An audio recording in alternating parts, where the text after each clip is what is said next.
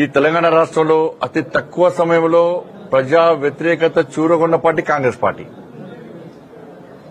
ఈ ఎన్నికల్లో కూడా ఉద్యోగ ఉపాధ్యాయ వర్గాలు గాని నిరుద్యోగ యువత గాని ప్రతి ఒక్కరు కూడా కాంగ్రెస్ పార్టీకి గుణపాఠం చెప్పాలంటే ప్రత్యామ్నాయం భారతీయ జనతా పార్టీ కాబట్టి భారతీయ జనతా పార్టీకి ఓటేసి గెలిపిస్తామని చెప్పి ఒక నిర్ణయానికి ఆల్రెడీ వచ్చారు. ఎందుకంటే బీఆర్ఎస్ పార్టీ పోటీ చేద్దామంటే అభ్యర్థులు కరువయ్యారు.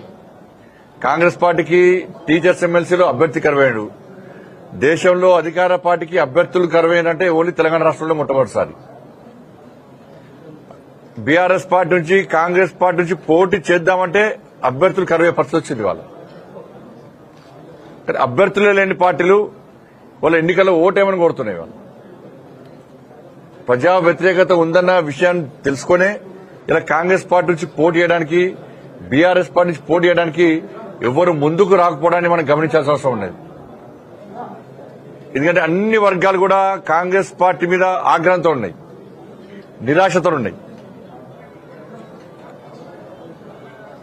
ఇవాళ ఉద్యోగులకు సంబంధించి కనీసం ఏ ఒక్క సమస్య కూడా పరిష్కరించే దాఖలాలు లేవు. 100 రోజుల పాటు ఉద్యోగ ఉపాధ్యాయ వర్గాల యొక్క సమస్యను పరిష్కరిస్తాం, కేసీఆర్ ఇది చేసిండు అది చేసిండు కాబట్టి మేము చేస్తే ఇంకా ఇది చేస్తామని చెప్పి ఇవాళ ప్రగల్భాలు వాళ్ళకి ఇవాళ 14 నెలలే కనీసం వాళ్ళ సమస్యలు పట్టించుకునే దాఖలాలు కాంగ్రెస్ పార్టీ ప్రభుత్వం. ఇలా 2023 నుంచి పీఆర్సీ కోసం ఎదురుస్తున్నారు. ఆ కమిటీ లేదు, కమిటీ సమావేశం లేదు, అతిగతి లేకుండా అయిపోయింది. కేంద్ర ప్రభుత్వము యథావిధిగా డిఎల్ ఇస్తున్నది.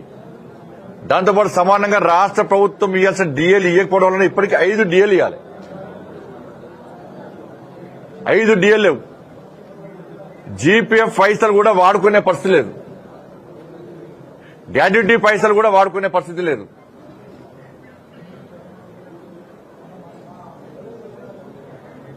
ఇవాళ పదవీ విరమణ పొందినటువంటి ఉద్యోగులు ఉపాధ్యాయులు ఎవరైతే ఉన్నారో వాళ్ళు చెప్పులరిగే విధంగా ఇవాళ సెక్రటరీ చుట్టూ తిరిగే పరిస్థితి వచ్చింది.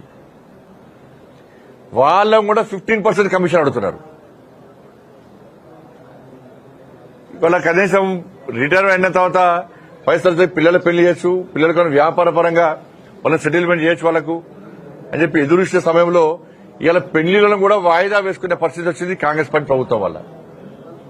ఇలా కేసీఆర్ ఏం చేసిండు, 59 నుంచి అప్పుడు పదవి విరమణ పొందితే పైసలు ఇవ్వాల్సి వస్తుంది, ఆ పైసలు లేవు అని చెప్పి భావించి ఏం చేసిండు, 59 నుంచి వయోపరిమితి ఏం చేసిండు, దాన్ని 61 చేసిండు. 58 నుంచి 61 చేసిండు.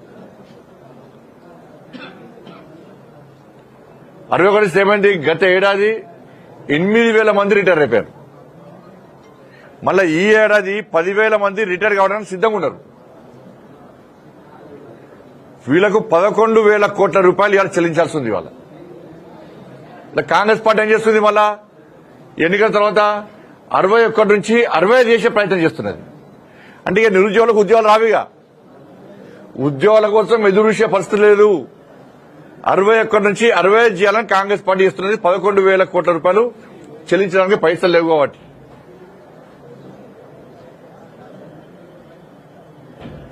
ఇప్పటికే నోటిఫికేషన్ రాక, ఉద్యోగాలు రాక 2 లక్షల ఉద్యోగాలు సంవత్సరం లోపల పూర్తి చేస్తామన్నారు.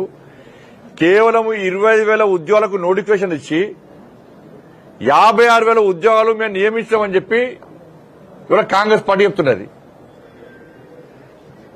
ఇది గత ప్రభుత్వం చేసిందని నోటిఫికేషన్ కూడా మళ్ళా మెగా డిఎస్ అన్నాడు, అది అతిగతి లేదు.